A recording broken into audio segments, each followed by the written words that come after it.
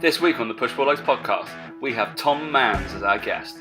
We discuss the journey from employed fitness manager to self-employed personal trainer, and what it was like to be Dan and Tom's boss.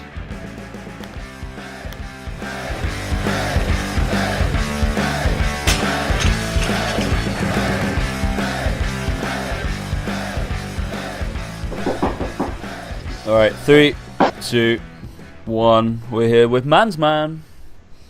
Hey guys, welcome to the Push Pull Legs podcast with myself, Dan Meek. And me, Tom Hall, and one eager guy trying to butt in what happens every single podcast, clearly. Mr. Tom Manns. Hello. Hello, Tom Manns. Good. Yeah. Sorry, we thought we'd invite, I guess, one of our good friends, Daniel. I guess we can call him that. An acquaintance. Yeah. Very nice. Yeah. Unfortunately, we've worked with this guy, and we know of him. We know him reasonably well. We're interesting to. Originally, we did think Dan was jet setting around the globe because he is #celebrity trainer. So we plucked some credible sources out of our address book to could come and fill in and co-host. Yeah. But we went with Mr. Tom Manns. So Dan, do you wanna crack on with what you're going to ask him? Yeah, I can do if you want. Yeah. Like I said, you've got the pleasure of me because my trip's been rearranged. So I'm back. Okay. So then, Mr. Manns. So basically, we are going to find out a little bit about the man behind the beard and the excessive facial hair. It's not just beard; it's excessive. It's ridiculous. It joins to your chest. It is a bit long at the moment. I must admit, it's going to get a bit of a trim, but Tom's not quite as big as Tom's used to be, which was ridiculous. This is true. That is what every lady has ever said to me, so it's fine. Okay, so we're going to start with, who is Tom Manns? Hi, here I am. Just say thanks for having me on, guys. It's all right, mate. Quite enjoyed your podcast, surprisingly. So when you first said you're going to do it, I was a bit like, I don't want to listen to people, you two talk for hours on end, but actually quite good at it. So thanks for having me on. So me, yes, who am I? Tom Manns. So let's go back to the start of probably when I got involved in the fitness industry.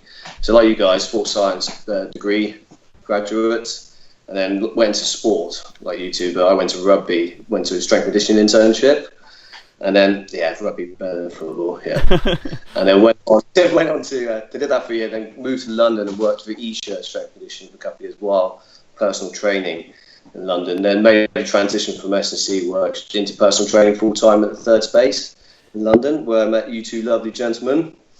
They worked for you for a few years, and I forgot to mention I was also their boss. These two, for a number of years. I think boss is a loose term. Boss is a massively loose term there. Then it sounds better. I was their personal trainer and fitness manager for a few years, working at Third Space, and then the last year I've been doing my own business, working out of another space in central London, renting space and running my own business there, PTing, and also doing a bit of a corporate classes out and about for a few local businesses at boxing and fitness stuff. So that's about me in a nutshell.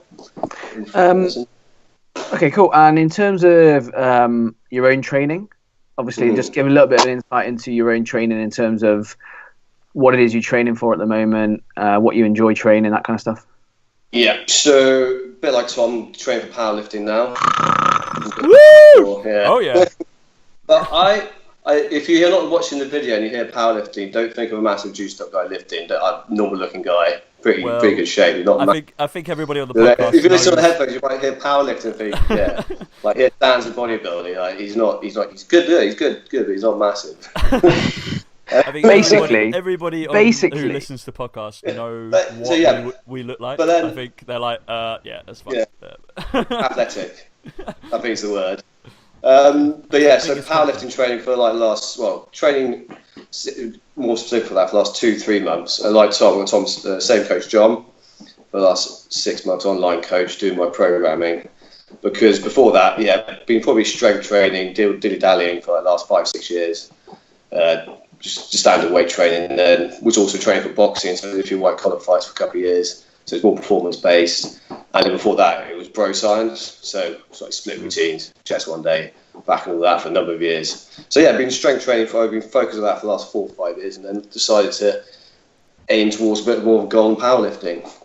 And then had my first novice meet the other day, which was good. Yeah, nice. Yeah. Basically, in a nutshell, powerlifting is basically anyone who's interested in fitness but doesn't want to go on a diet, they do powerlifting. Anyone who's interested in fitness but wants to look at their diet and wants to have abs goes into bodybuilding. That's basically how it works. So I'm too hairy for abs anyway, so yeah, there's no point going there. Exactly. If you're too hairy or too fat for abs, or you just go powerlifting. Very derogative term, okay. If you like eating lots of food and lifting weights, do powerlifting. Yeah. You like eating your calories. I'm going into powerlifting now. I've decided. I wouldn't bother, mate. From your starting point, not great. Yeah, I'm nowhere near strong enough. So for those of oh mate, I bench more than Tom, and he's a powerlifter. So for those guys that don't know, obviously, we all work together at the Third Space. That's how we all met in the gym in London, and you guys won't be aware that basically the model that gym used was an employed model. So you're an employed trainer there. You have we had a basic salary. We then had commission based on how many sessions we did, that kind of thing. So it's a little bit different to most models in the fitness industry. And to be honest, if that wasn't the case, I don't think me and Dan even would have been there. No, yeah. I think that's something that definitely, moving from elite sport into personal training, it made the transition a lot easier, because it was almost half your pay was probably coming from a basic salary, and then half of it was being topped up through the amount of sessions you were doing. So there was no real kind of 100% burden on you to make sales as a trainer. It was, you were spoon fed a little bit, and based on your knowledge and your skill, you were then basically instructed to retain clients, and essentially the better you did that, the more money you got, which was quite a nice kind of model to go into, which not many places do it, admittedly. So obviously for you, Tom, being a manager as well, you obviously had a higher basic salary than us and that kind of thing. So my first question for you is, how have you found the transition from being sort of semi-employed or employed and having the benefits of that to now being totally a self-employed trainer in London? I'd say challenging, first of all. I suppose I've enjoyed it as well. It's been about a year now since just over a year since I've done my own thing. But no, it was, to begin with, it was quite challenging, just getting used to not having the basic salary, also having to work a bit harder to get your clients. And also what I learned, you need a bit of patience as well. Because I remember when, working at the Third Space, it was quite, and I was PT manager, so you're quite aware that you're going to get clients coming in quite a lot, and you don't really have to market yourself much at all. But when it's being self-employed, you've got to market yourself, and marketing takes a bit of time as well. Like, I had this plan, I want to be hitting this certain number after 2-3 months, and after a couple of months, I was it's going to take a little, it will get there, but it takes a bit longer. So if you're going into self-employment, don't expect to hit the ground running and have loads of clients straight away, or be doing 80 to 100 sessions a month straight away. It takes a bit of time, so you've got to be patient in that regards. I think that's the biggest thing I learned, from there. But yeah, I've overall enjoyed it. It's nice to be I've been my own boss as well, so you can manage your hours a bit more and be a bit more flexible. And also one thing, after leaving the Third Space, we were able to do a bit more is be online, because obviously we weren't allowed to do too much online work while there. So being able to work a bit more social media, learn a bit more about that as well. Because that's one thing I realised was being self-employed was I spent a lot of time reading science books and sports books and reading up on research, not reading that much on business and marketing at all. So I've kind of, last year, think you know what you're doing. So last year I've kind of divert my direction towards reading more up on business and marketing and learning on the job as well, that kind of aspect. Yeah. Which is a little bit different to what the Third Space are doing now, where we seem to be hitting social media as hard as anybody right now. I've been in a couple of meetings over the last month, which been eye-opening, but it's very odd to have. I guess when we do our social media, we know what we're posting out, and we're a little bit careful about it, and it's a little bit odd having a fitness professional who wants to look at what you're posting, make sure it's correct, essentially, so we don't get trolled in the wrong way, and a marketing professional who just literally wants to post Joe Wicks content every single minute of the day, and it's a bit of a like, oh shit, this is that's really horrible. I was like, yeah, I don't want my name on that. I don't want my name on that. I don't want that person's name on that. And I think something that we can dive into as well is actually one of my clients said to me, and I was so embarrassed that he said it, was, you know who's really good online at the moment is that Tom Manns guy. Do you know him? And I was like, yeah. How the hell do you know him? I was like, how do you know who he is? I was like, I've worked with the guy. He was like, yeah, he's been on his men's health stuff, and like he explains it really well. And I was like, no, he doesn't. Shut up. You're my client. Don't do that. No, you're like, I learned everything I know from him. Yes, he is amazing. So chat about you've been doing a bit of men's health work as well. Yeah, so I've actually, I suppose everyone's I've read a bit of work by Gary Vaynerchuk. You've probably heard about him. He's a great guy to go to when it comes to trying to get yourself heard online. He's written a few books called Jab Jab, one called Jab Jab Right Hook. Yeah, that's right, yeah. And it's all about just how to give content online. And just to, I think the key is when you start out on social media, it's just to come up with a plan, who you're targeting, and what kind of aspects of fitness you're going to go for, and just giving regular content, just putting stuff out there, and not asking for much back. And I think that's where the mental health thing came about. I was just posting lots of videos, like just workout videos, basic stuff people can do in the gym, rush hour fit thing I'm going for. And the mental health guy got in touch with me, said he's seen them. He's quite intrigued for me to do something similar for them. So yeah, doing those urban workouts on their website. So interestingly, what was the demographic you were going for? See if it matched up with my client. Well, I've now got more of a direct demographic, but beforehand it was young professionals, time constrained, looking to I'm trying to work out. Does the client know me before I left, or is it? I don't really know. He might have done, but he didn't know who you were, to be honest. But yeah, go for like young professionals, people maybe 28 plus, up to 40 people wanting to have workouts to do, good workouts to do, because there's a lot of bad workouts there that haven't been thought through a lot. It's true. By a lot of gurus online. So yeah, just putting good information, good exercise, and easy doing like in a crowded gym and things like that. So that's what I was doing at the time. Now I'm directing a bit more into 25, 35 blokes, men, for my online business. So that's why I started out. And now that's one thing I've learned as well. If you're going online doing stuff like this, you've got to pick a particular group of people. I was trying to be a bit too generic, I think, at the begin with. I was trying to do like generic exercises, generic videos. But I did that for a few months. Got a bit of a following, but then I realised actually when I asked for business, these people don't really want my online coaching. They're quite happy just watching those videos and doing them. Whereas so now it's more directing towards like young men like ourselves, 25 to 35-year-old men. More used to be bros. Used to love hitting the gym, but now stuck in the office 9 to 6. Don't get the time. We'll lack motivation, and you get a classic get to the age of 30, 35, got a bit of weight. You don't get away with eating crap and not exercising the whole time. So yeah, that's kind of the range of the demographic I'm going for now. So interestingly, the client that pointed that out is not your demographic at all. He is he's come to me because he was a Harley Street referral on shoulder rehab, basically. That's my on demographic. yeah. He's fine. He's fine now, and I'll take him further, and I will not be passing him on. Yeah, good. Is he? So what was? Where did he come from? Harley Street then. Harley Street referral. Yeah. Oh, good stuff. Yeah, that's good. Cool. He saw my Facebook. Good. There you go. He's getting out there. We don't want to talk about Harley Street. Harley Street's boring. That's for people like Doug. That's the rehab people. No one cares about them. out of our scope. We don't know what we're doing. Yeah, the the guys on Harley Street are the guys that couldn't hack the training volume or intensity, so they're weak. So we leave them alone. Yeah, so I think I'm happy to do that comment. I'll happily put all myself on that comment. There's no problem about that. Half of my business right there. Good. Yeah, well, that sums up why they look to you, Tom, because you're weak. So, could I just say one thing? That demographic I go for, that's the online demographic. Yeah. And then realise personal training demographic is completely different.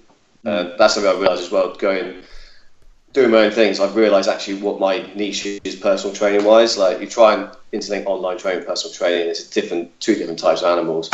And then my personal training people I train is more, it's family people, kids, time constrained, probably between the age of 40, 55, 60, general health and fitness really, just looking to stay in shape. So yeah, that's one thing I've learned over the last year as well, is like, you just got to distinguish those two avenues of business. One may lead into the other. There might be online business clients into PT, but yeah, it's a bit different, because your PT client's not normally going to come through Facebook to get you, whereas an online client will. So I think it's definitely an area where I see that a lot of young trainers making that mistake, and they don't sometimes quite understand the difference between those two things. And I get asked a lot, how did you build up, your following and stuff? And I'm like, well, I started 4 years ago. So like, you can't go from nothing to something. And by putting out, like you say, regular content, some of it shit, some of it good in the beginning, it just has to get out there, and so that you can learn, I guess, from the things you put out. But it's definitely vital when you start to have those people that you talk to directly, almost like you said, in terms of that demographic. And you have to almost narrow down the demographic before you can widen it out a little bit. Because I guess now, I work with a range of clients now. I work with elite level athletes. I work with 40-year-old stay-at-home mums. I work with emo-y, gothy powerlifters. Whoa! I was in the elite level athlete category there. I don't think powerlifters and goth would be put in the same sentence before ever. And then obviously we've also got guys who are going for photo shoots and contest preps. So obviously, there's quite a wide demographic, but you never start off that way in terms of focusing on such a wide range of people, because you're never going to talk to anyone. So we're a bit different. We have a group of people that we have individuals who can talk to different demographics, which is why we have, I guess, a wider variety. But I think that's definitely a big thing that I know from speaking to you, Tom, and also from looking at your social media, is something you've grasped more recently, and definitely in the last 6 months I've seen that shift from a very direct, now almost language and way that you speak to those people, which is great. Which leads me on to my next question, I guess, which I think it kind of comes under that a little bit, but it's always hard to answer for yourself. But what do you feel that it is you do well in terms of being a trainer? What is one of the things you do really well, both in terms of your personal training and also your online training? And I think with personal training, I've got to talk good things about myself now, don't get awkward. With the personal training thing, it's probably being able to treat each client differently, and understand that I think certain clients respond differently to the way you talk to them and the way you program them. I think mostly is trying to get the best out of individual. Because if you look at how I speak to every client, it's not completely different, but I do approach each client very differently into their personality set, and then being able to get the best out of them. And I don't end up with many clients, I don't know if they don't come to me, but I don't get on with that well. I tend to find a way of building a bit of rapport with people, because when you're working doing the PT stuff, you've got to spend a lot of time with people, and you've got to be able to build a rapport and see it on their sense, I think. And then also, I think what I've been better at, being personal trainer the last few years, is realising what exercises people should and shouldn't do on an individual basis. So being able to prescribe the right things and know what not to put into people's programs to get the best out of them. And I think big thing I've learned in the last couple of years, I think, is going with PT, especially because it is personal training, it is programming for their goals and not how you think they should be trained, which I think every trainer does that when they start out. I think you try, and especially if you come from SSE world, you kind of have this blueprint of how people are trained, because that's how athletes tend to be trained, or trained a similar way.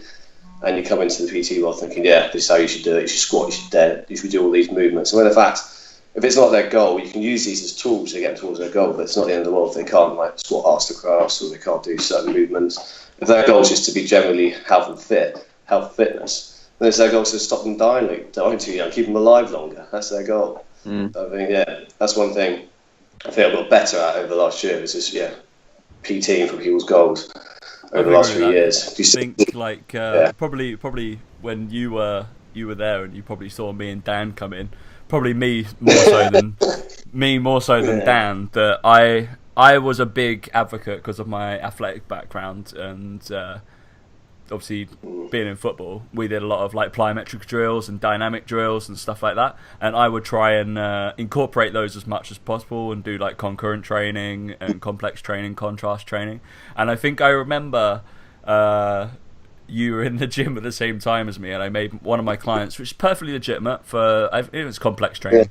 I was making him I think he was deadlifting, and then the counteract dynamic movement to be a plyometric form would be a broad jump. So I demonstrated a broad jump. I was like, this is great, this is going well, he's going to be an athlete.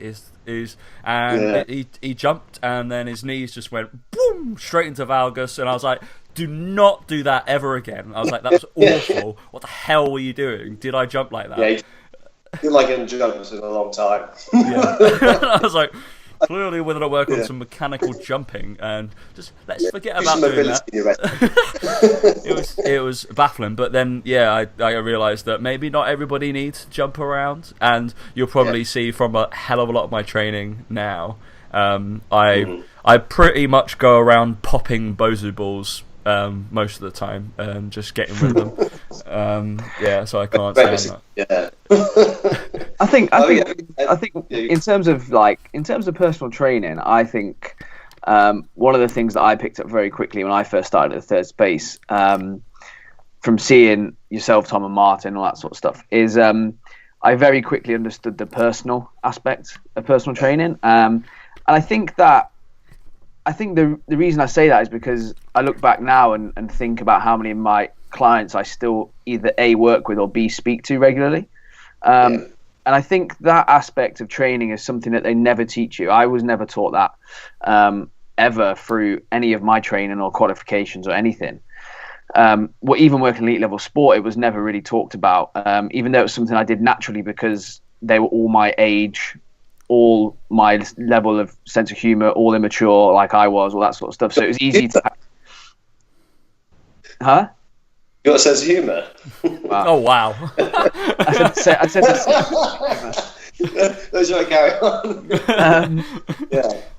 And they were all kind of that demographic, so it's easy to talk to them and have jokes and banter and all that sort of stuff. But then moving into PT, and it was like, okay, I'm now seeing this 55-year-old woman who runs a successful business, and I'm now training this 30-year-old banker who thinks he knows everything. And it's kind of like, okay, how do you massage some potentially the egos, but also help them, and then also tell them what they need to know without sounding, making it sound like they know nothing or that they're stupid or all that sort of stuff. And I think that's the most important thing that we stress on the podcast regularly, is how important it is to do that when it comes to both programming, like you've said, but also just understanding your clients and knowing that some days they come in and they've had a really shitty day.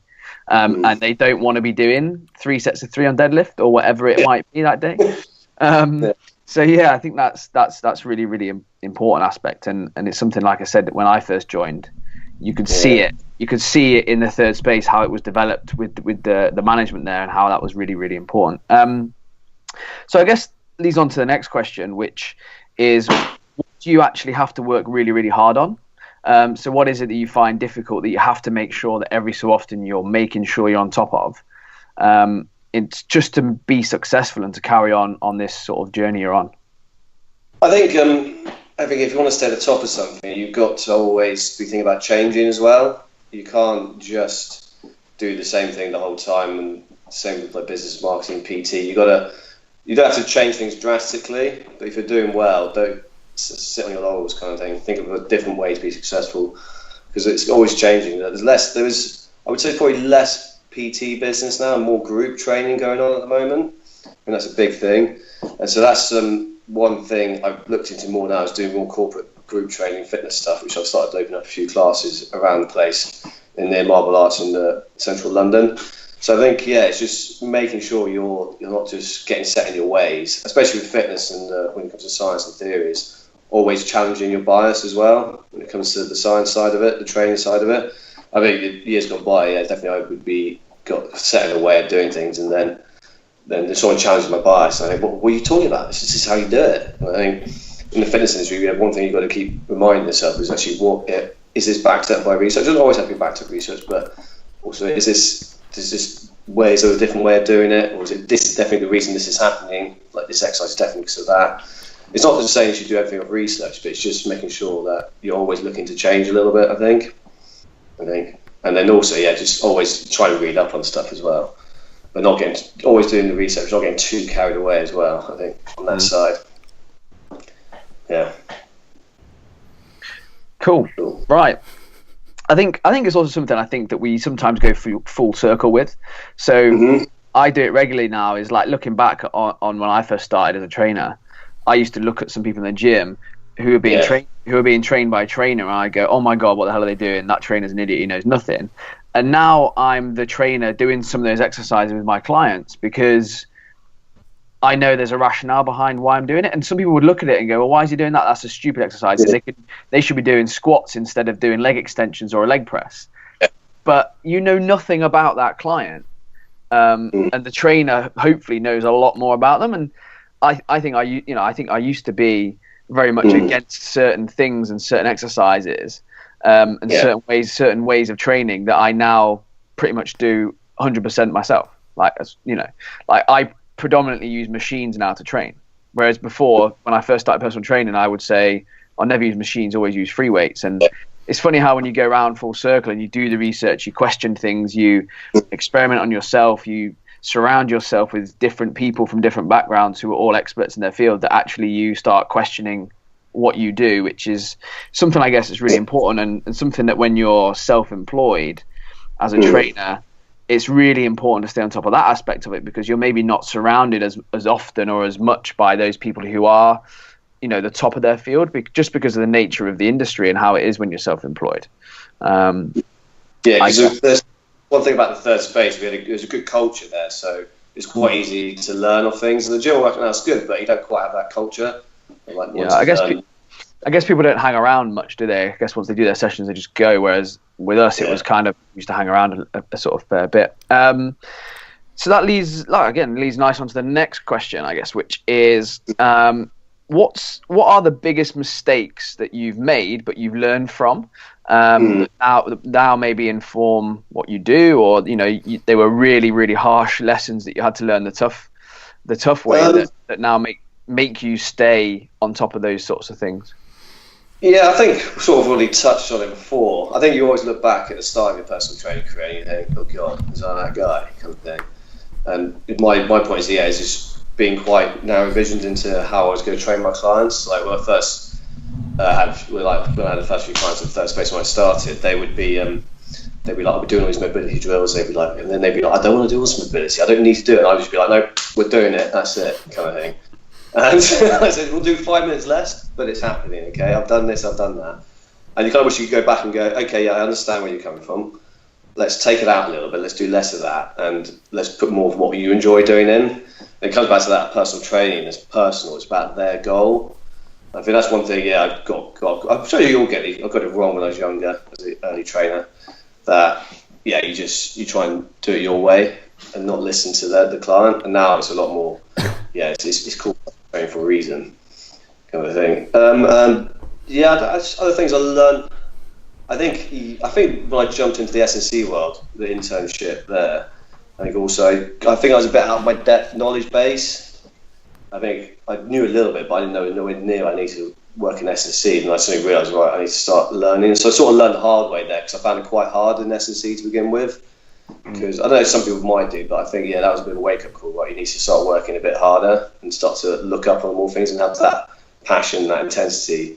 So this is the way of life. I think I walked into the S&C world a bit, casual. Thought, I'm at this sports science degree. Yeah, this is obviously the thing I've got to do. and got a bit surprised by how much I didn't know, and then how much I just was out of my depth. But then you learn from those things, and then you've got to realise you've got to work pretty hard. And that's the thing, I think over the last few years is that you don't get things easy in this business. If you want to do well, you've got to work your nuts off quite a lot. And that's doing lots of work you're not getting paid for. So it's doing all the stuff behind closed doors. I think that's a big thing I've learned over the last few years. It's definitely, if you want to be good at this, it's not going to happen just by doing sessions here and there, I think. I definitely set you up there, Tom, for like a hiring you two joke. It was like, right. I thought this was going. I was like, oh, go on, I'll give you it for free. I was literally gonna just weigh in and come straight in. Rewind that. Let's go back 10 minutes. Straight in and be like, the biggest mistakes ever was I was just gonna lay into Tom's training, to be honest, and what he's been training himself to do. When he did his boxing, how his shoulders are all fucked. What's going on there? I don't think that was the training. I think that was just.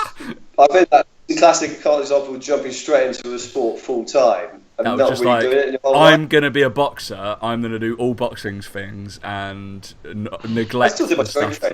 training. I did power training. But I think that's a classic example of jumping into a sport and when you're teaching an old dog new tricks at 25 plus years old.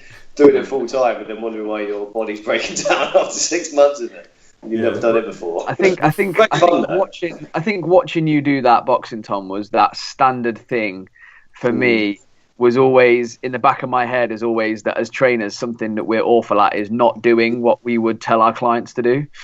That was it. Every time we used to watch you do boxing, I used to be sat there going, if that was his client and he was training them, he would tell them, "You're doing too much. You're doing it all at once. You should change it." Yeah, but I was just totally not there at all. You just went head first, everyday boxing. Yeah, I won though. I won. No, yeah, exactly. That's the same thing. That's all I was thinking about was winning. When all you think about is winning, you can't disregard to your own body. But you learn that. I think I learned that with powerlifting as well. Take your time on these things. Take your time. I've bloody learned that so far as just throwing yourself into training and doing as much as possible. And guess what? Yeah, I get injured very easily. Get hurt. I'm getting older now, so I need to take my time. I have a few more rest days. I've got long-term goals, like this time next year. I want to be lifting this weight. I want to be lifting 250 kgs in 3 months. No, not going to happen. So not only are powerlifters lazy with their diet, they take extra rest as well. No. We know when rest need to be taken, basically. We know our bodies very well.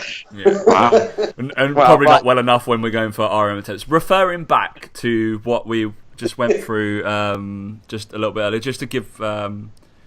because I've made the same mistakes as well as Tom sometimes for the mobility drills, because obviously I feature some of that stuff quite heavily in my programming. But interesting way of how to incorporate it if anybody's looking to basically try and incorporate that and say, actually, I do mobility drills quite a lot, or I do none. It's literally sprinkling them in. Like if you've got your compound lift. There's stuff you can do. So if you're deadlifting, let's go for what your mobility drill would be, like some hips or some sort of girdle through there, or you can excite the muscle group. So whether it be like 6 broad jumps or 6 box jumps, only like limited amount for those explosive movements or something like that. So it's something, or you can completely go the other direction and do mobility on the exact part that they want, but use those resting times to manipulate it. Because if you're saying that I want to do this compound lift with this client and I know that they probably should be having 3 minutes rest, I'm sure we've all been in that period of time of like, actually this person doesn't want to rest for 3 minutes and just talk to me, because they're in their head they're going to be thinking that cost me nearly a tenner or something like that to sit there and do nothing.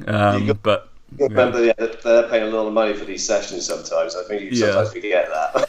So I realise you got to do the right thing, but it's just sprinkling the mobility drills in and like lacrosse ball work and soft tissue release and stuff like that. So pairing it with, like, I know I've seen his programs, like the A's and B's or A2, like stuff like that is what you can start to do. A3 is always stretching. Yeah, that's well, you for me. That's anyway. Probably taking it to a little bit too far, but yeah, that's how we're going to. Good, Daniel. Sorry, I butted into you. That's another mistake. That's another mistake I made.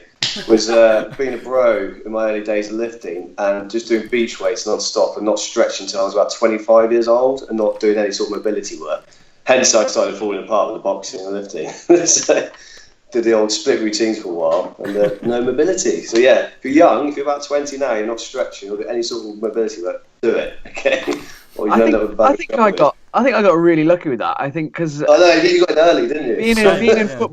Being in football, it was like I used to do loads of it. And I remember when I first did my first ever internship, the guy who was at Reading at the time, he'd come over from the States and he was big into. At the time, he brought over kettlebells and like foam rollers, and at the time, it was all like, you know, very revolutionary. And it was brought in then, and I obviously then went into kind of Olympic lifting, so I had to do overhead squats and stuff like that. So having that kind of base level of mobility and stability has really helped me, because I feel really bad for saying this, but I just do no mobility work anymore. I just don't do it, like, because I work through a full range of motion because I've initially started from that point.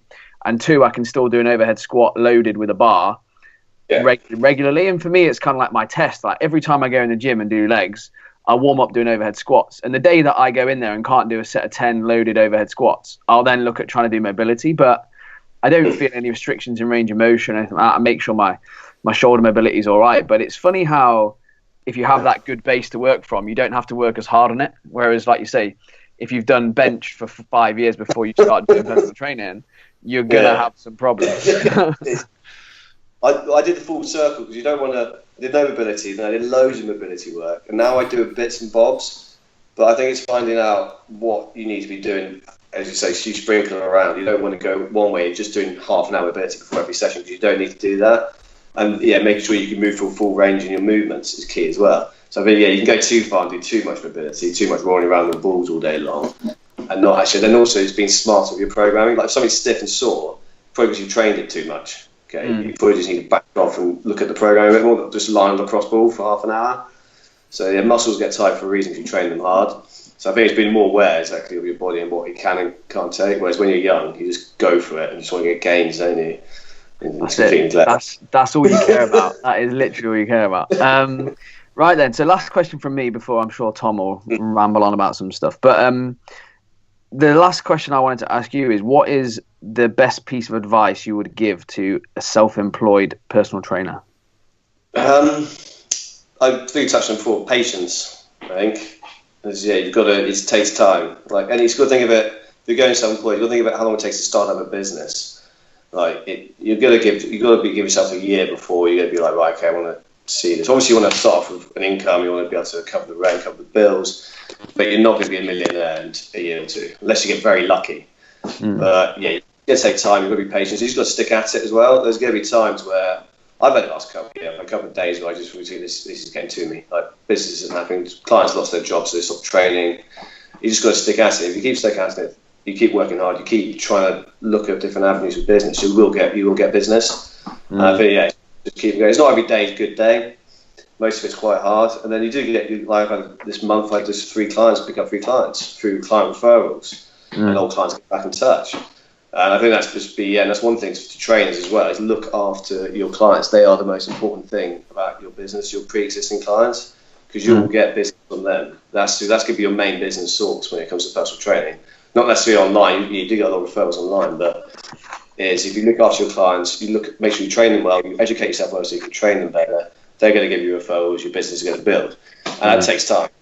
And you could get lucky, you could get 3 in 1 month, you could get one in a year. It's just patience, I think. I think that's the hardest thing for me that I see in the industry that really winds me up, is the whole like, I'll become a 6-figure online personal trainer. I'm like, no. Like, if your motivation in this industry is money, you are going to fail and you're going to suffer along the way, or you're going to get yourself a really shit reputation. You should be focusing on your product, your service, your clients, making sure that what you deliver daily to the people that are currently paying you is the best it can ever be. And like you say, with patience, it will happen and it will come off. Like when I first started training at the third space, Tom, and we're both the same, I think, is that I never once thought to myself, I'm going to push my sales. I'm going to push sales. Like I didn't know how to do it. I had no clue how to do that. Yeah. But by being a good trainer, we did do, Dan, because we got hired within about 2 or 3 weeks of each other, is we did compete. You had a competition, didn't you? Yeah, we did. In the first month, we had like we wanted to do as many sessions as possible. But I think in terms of that, we did that. So we in our first month, we got like 70 sessions in the bag. But there wasn't many months after that we were much lower than that. And often with trainers, they kind of have these dips and these peaks and troughs. And I think that the more steady your client base and your sessions are, the better I just think it speaks more volumes about your service and what you provide, because you're just having those regular clients see you more often. And I think that, like you've mentioned there, the patience comes once you focus on what you're doing and what you're delivering, and your clients will refer their friends to you because they trust you, because you're giving them the best service possible. And it's something that I think the industry is slowly seems to be learning, but it's something that ever since I got into it, it was always the most important thing to me was look after the people that are currently paying you and currently asking for your help and your service, and you'll be fine. You will be fine. Like the people that chase the new clients and new business all the time, I always say to people who think that way, imagine what that says to your current clients. Because your current clients will see you marketing for new clients. How do you think that makes them feel? And this is the difference, I guess, between being employed and self-employed. Because when you're employed, like at the third space, I think we learned that very quickly at the gym was look after your current clients. Your session numbers will grow each month. You'll do really, really well. And I just adopted the same model as that. And when I went self-employed, I was just like, well, what's the point in changing it? It's worked so well up to now. These are just people at the end of the day. They're paying for me. They're not really paying for like personal training, because they can get a personal trainer anywhere. The reason that they want to carry on training with me is for me, and is whatever I'm given. Fuck knows why. Boring right bastard, but whatever it is, there's something there. And I think that's again the thing that you say there, and you've learned is to be patient with that. And I think that's sometimes really hard to believe in at the start, when maybe you're struggling with bills or you're struggling with money. It's something that's really hard to trust in, but we're all here and we've managed to do that. One thing I want to build on that as well is it's quite hard now as well to be patient, because you'll go online and you'll see on Facebook what this fitness person doing really well. So when you're the same age doing really well, and all of a sudden you get distracted of what your goal is. Oh, he's doing well. Why am I not at that point? Why am I not there? Because now we've got so much information for 5 hours on Instagram and Facebook. You're seeing what other people are doing. So you just got to ignore that. You maybe learn, you see what someone's doing, maybe see if you can learn a few things off and why they're being successful. Like I've tried to look at the body coach to see why he's being successful, try to pick up a few things of his. Ignored some of the exercise advice, but taken up some of the business stuff he does. But I think, yeah, it's just don't concentrate on your own game when it comes to especially online stuff. Don't get distracted, because you can be distracted and then you're just getting a downer and you think, why am I not there? You just got to focus on your own goal and be patient again, and just keep at it. I think that's interesting, because we've discussed that before. Didn't we discussed why is Facebook a highlight reel? Essentially, it is a highlight reel of people with personal training. Essentially, not many people share. Oh, by the way, I'm doing really shit in my business right now, and I have no clients. This is why I'm spending all my time on Facebook. Generally, the people who are the maybe so active. I mean, we've been told, me and Dan both. People realise when we're super busy is we don't put maybe hadn't put a post out for a couple of days, and they were like, oh yeah, I noticed that. I was like, yeah, we had shit to do. It was like, maybe we're actually talking to our clients and doing Skype calls and being places, and it's like, believe it or not, every now and again people in ourselves, we got a situation where we don't have the facility to have a PA or something like that to do all our posts for us. That sometimes we get busy, but yeah, it's quite interesting to see that. But also one thing that I've recently started doing, because I guess we're an aging podcast now. We're at episode 40 something, but we've been going a while. Bloody, I don't know how we mad. kept going. Yeah, that's patience. That's patience for you, right? We're still waiting. We're still waiting for our first. They have one comment. it. We got that one follower.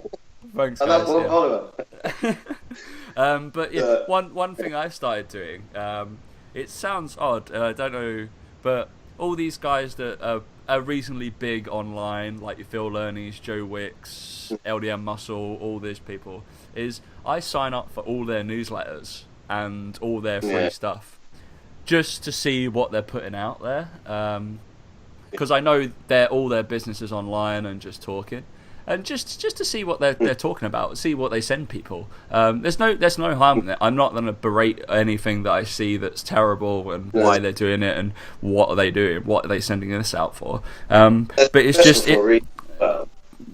just it's stuff that we might send out at some point or whatever. But maybe it's learning about what they're sending out, because a lot of these guys are very successful, like we said. But it's just a good way of learning through them, essentially, as a client. I mean, we've all got coaches, so we've learned how online training works essentially through that. And it's I would advocate that to a hell of a lot of people starting on online or just PT business. So you PTs out there, just sign up for every free newsletter, every free email, anything. It doesn't matter, just send it to your, I don't know, if it goes to a random, just set up a random Gmail account and just send it all through to them. Just have a little read of it every now and again, because I certainly do, because just for business aspect and seeing direction, and seeing what comes out. There's a famous quote, isn't there? It's just literally, success leaves clues. And it's true, no one's saying that the way they're doing it is perfect, but it does give you a clue and it does give you a little bit of help. And I think sometimes you can look at people like that, who you've mentioned, and you look at them and go, I need to be doing that. But you have to also remember that they are at the point where they're multi-million-pound businesses effectively, and they have these people that work for them. And sometimes it's better to set your sights a little bit lower and go, okay, so what do those people do who have maybe 20,000 followers? Because they're going to be at 20,000 roughly-ish followers. They're going to have a full client list. They're going to have daily interaction with people. They're not going to be earning enough to employ someone to do their social media. So maybe looking at someone like that to see how they do things is going to be a little bit better for most people listening to the podcast. Seeing where they were 2 years ago, 3 years ago. I've done that before. Gone to people got big Instagram followers. Just scroll through their posts till you get to their early stuff and thinking, right, why are they doing well? I go back to what they were doing 2 years ago when they were just signing up, because they obviously picked up on something that worked. Just don't look at what they're doing now. They're doing successful. They're reasonably set. Try and go people a bit more realistic and see where they were as a goal. Because all entrepreneurs successful and well, like Richard Branson. Also, I'm sure they probably took about 4 or 5 years to get anywhere near successful they are now. So I think you got to look at that as a business and not necessarily fitness, because there's so much fitness stuff out there online. People doing so well apparently. That's one thing you don't know, is that they might look like they're doing well online. They might have a client. They might be an online trainer. They've got 0 clients. So. Oh, mate. We've talked about this before. It's just every trainer on Instagram is an online PT. But every single post on their Instagram feed is them. So that's the thing. I've had this conversation before. With Boxy and a few other people, is that I literally don't have the time to get Snapchat out and Snapchat my whole day. I just don't have the time. I do something and go, oh, that'd have been pretty cool to take a picture of, but I'm too fucking busy to be doing that. I don't have the time to do it. So the times that I'm active on there is like dinner, like when I'm taking a picture of my dinner because I've done for the day, so I'm a bit more active maybe on the evening when I'm chilling out taking a picture of something. But the amount of times I'm like, how do these people have the time during the day to Snapchat their whole life? Because I just don't have the time. I don't get it. But the thing that those people are busy on Snapchat and things like that, obviously they're busy, they're doing well, but are they doing it, as we call it, in the trenches? Are they training people hour after hour each day? Are they doing that stuff well enough to go online? That's one thing. If you're a trainer listening now, it's like, if you want to go online, make sure you're doing what you do in the gym bloody well. You've got to be pretty good at that before you go online, because if you can't get people fit when you're one-on-one with them 3 times a week, how are you going to get them when they want to get online when you don't even see them? So I think it's one people that get the fitness, I'm going to go online straight away. It's like, no, personal training for a few years, then go online. That'll give you a lot, because otherwise you'll just spend all your time trying to get online clients. It's like you don't know how to get them in the place they need to get to. And you learn all those. You just learn all those stupid questions that people ask you every day. When, like, I've trained someone 3 times a week for 4 weeks in a row, and they've asked me the same questions in session 12 as they did in session 1. Like, oh, what am I doing again? What exercise am I doing again? I'm like, we've done this every session for the last 12 sessions. But last 2 years. Yeah, exactly.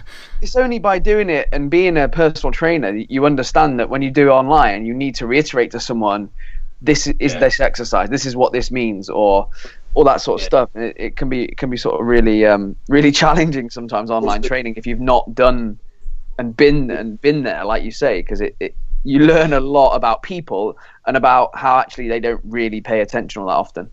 And also find out what exercises are really hard to do. You think are quite easy. Probably won't be putting in an online program. Single arm row. Apparently it's quite easy. No, that's one of those butchered. I would about 3 years ago put that in every program. I'm like, I'm gonna TRX row. That's easier. Like, it's just things like that. Being aware, especially of your audience. So yeah, I think people jump in that online stuff way too quickly. And also one bit of advice: don't be on your phone and don't be late if you're a trainer. If you're starting out, okay. Oh, God, that's just, I've got to get that out there now. You're new in the industry, no excuse. You're late once or twice, that's it. And you should never be on your phone. You'd think that kind of goes without saying, but honestly, in this industry, it seems crazy. Now, it does my head. Clients put up with it as well. It's like every client they're late at the same time. They don't say anything. It's like, don't be late. Just don't. It really bugs me. Go leave a positive review and rating on iTunes and Facebook, and I'll get Dan to sing to you on the podcast next week.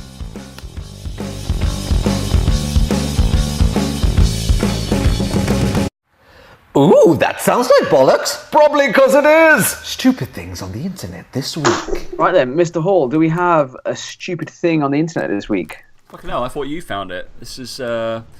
Oh, mate, I've got one. I've got loads, mate. Don't you worry. I've got one here, right now. Let's go for it.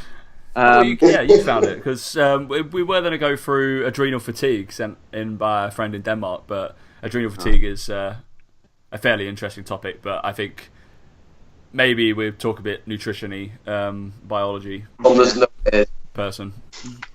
So this was posted in the Team Box family group by a lovely client of ours called Paul. I won't obviously mention whose names it is or anything like that, but other than it's not Paul, obviously we're taking the piss out of. Obviously, Is it Boxy? It's Boxy. No, it's not. Oh, no. Shit. So anyway, there's a famous fitness professional who's got his own supplement brand. Oh, I know who it is. Do you? Okay, well, right. Basically, so this guy has tweeted him and said, "Hi mate, can I take?" And I'm assuming this is just his brand that he's talking about, the products, because it clearly states it, but I won't say it because it gives it away. It's a customer asking him. Yeah, the customer is asking this guy for advice on supplements. Hi mate, can I take your pre-workout and use it as a post-workout too? I'm in a tight budget, so I wasn't able to get, and then your post-workout shake. Thanks. The response to this. Now, what would you respond? First of all, what would you respond? No. Why taking the pre-workout? Yeah, why? Just take a post-workout. You're probably better off taking a post-workout shake, pre-workout and post-workout, than a pre-workout shake at all. But anyway, his response was, sure. But you're supposed to take it every day, so it's just going to run out quicker than usual. What a fucking retard. So, yeah, I tell you what, mate, it'd be really good. Yeah, you train at, 7 p.m. in the evening? Yeah, take your pre-workout with 400 mg of caffeine. And then post-workout, take another 400. Go for it. Why not? You won't have insomnia for 2 months. I mean, like, this is a guy who is respected, like, in the industry. I assume. I think he has quite a high level of education. I think he's got a PhD. And like, it's just a bit like, it's just like, yeah, mate, just take more of my products so you buy more of it and I sell more of it and I make more money. Like, no, just say if you're on a tight budget, don't get a pre-workout drink that really doesn't really do much other than give you a bit of an energy buzz. Get a good whey protein and take that post-workout or pre-workout, or better yet, just eat some food pre-workout and post-workout. or cinnamon bun. Loves that. Yeah, there we go. So I basically now need to go through Also, all my just- nutrition plans and change them all, and be like, right, everyone's going to take their pre-workouts once they've trained now. We'll That's just it. say, if he says, "Do I take a pre-workout and post-workout?" I'll just say, "No, it's a pre-workout." Not What is it? just start with that. I'd just like repost that as the person. I'd be like, say that again, please. Just read what you just wrote, pretty much, and then you'll probably find your answer. Yeah. Actually, I've got another one, Daniel. If we're done with that, is one of my. If one of my, Dan looks like he doesn't know. one of my online athletes. Also, he marks PT papers. He shared it on the Push Pull private group. So he was just reading through some guy's PT nutrition paper, probably confidential. Good man. But question 15. Not anymore. Clearly not. Literally tens of people will be listening to this podcast. Yeah. I hope we do have more than that. I know that. Teens. I hope this is a simple error of crossing the wrong butts. Otherwise, the PT industry is in trouble. So, Tom Mans, test your knowledge of nutrition. What is a guideline? What is a guideline for healthy eating? A. Limit fiber intake. B. Eat more simple carbohydrates. C. Limit saturated fat intake. D. Eat more processed foods. Eat more processed foods. So yeah, this person. Is that what they wrote? They wrote. What? They do. Is it? Was this going to be? I'm guessing by the guidelines people get that happened the last few years is saturated fats. Be less saturated. We don't know the answer. Limit fiber intake. Probably not. Eat more simple carbohydrates. Yeah, probably not. That's not a bad thing. Limit saturate. Yeah, I wouldn't say that was a bad thing. Not too crazy. Obviously, Dan's the nutrition man. And then C, I would say C as well. I'd go limit saturated fat intake. Probably not. Probably not eat processed foods. Yeah, the fact that I think even this is on a PT exam and I know, it's the mad. whole question and answers are wrong anyway is neither here nor there. But the fact that the guy picked the answer that's the most far removed from the correct, anywhere near correct, is just ridiculous. It's like government guidelines on that one, isn't it? Yeah, I think so. We did Diet in saturated fat. The government guidelines on macronutrients were done on, weren't they, starvation of how to survive on. Oh yeah, to stay alive. Yeah, brilliant. So yeah, wonderful. That's just to stay alive. That's why we churn out like 40 grams usually of protein per day to stay alive. Thanks. All right. Yeah. Awesome. And then any medical professional that I've ever met, and I've said I'm on like 200 plus grams of protein per day, they're like, "Oh, your kidneys are gonna die." I was like, No, "All right, please read the research that's out now, please." Awesome. You know what you should do? You know what you should do? Next time I go to the doctors and they say something like that, I'm going to go, yeah, but I'm shredded as fuck. Just go, yeah, but look at me. Look at these muscles. I'm just going to lift up their desk. Yeah. But either way, you could just kind of go in there and goes, who needs kidneys with arms like this? I just don't get it. I just don't get the whole thing with it. It really that is just ludicrous. But anyway, I mean that's probably that's level 3 nutrition knowledge right there for a personal trainer. Level 4 advanced PT trainer, that one is. Ridiculous. Yeah. Ridiculous. Right. Anyway, let's wrap it there before we rant on. I guess before we wrap, we might as well thank Tom Mans for coming on. And if anybody's made it this far to the podcast, basically, this is where Tom, please filter out any jargon you want, or handles, any Instagram follows, anything like that. Please go nuts. Just good advice on training, some good programs. Tom Mans PT, Instagram and Facebook. I know Tom hates it when people put PT at the end of their word, their name, so that's one's just. Tom Mans PT on Instagram and Facebook, and then more information. And I'm going to be launching my website in about a month or so. More direct to online clients as well. TomMans.com. Boom. Nice and simple. Good. I just want to add one more thing before we leave as well, and that is that the new flavour of Carb Killers banana is absolutely incredible. You have to get them. No. Anyway, that's all I want to say. That's all I want to say on the subject. We'll be covering that pretty extensively in the next month or so, won't we? Yeah, but we need to actually get a list together of everything we need to get for that. Yeah. So if anybody wants out there and wants to do it for us, essentially, we give a big list of requests of protein bars that you want us to basically, so we can eat them. If anything else, to be honest, yeah. We're going to do basically a whole episode reviewing all the best protein bars. We're going to give them marks for flavour, texture, macros, everything. I just come around your flat when you're doing this and not. Maybe I should invite everybody around, to be honest. Let's film it. It's good. Yeah. Just film me eating protein bars. That'd be a podcast. Yeah. All right, guys. Cool. Thanks for coming on. All good. And we will catch you next week, guys. See you next week.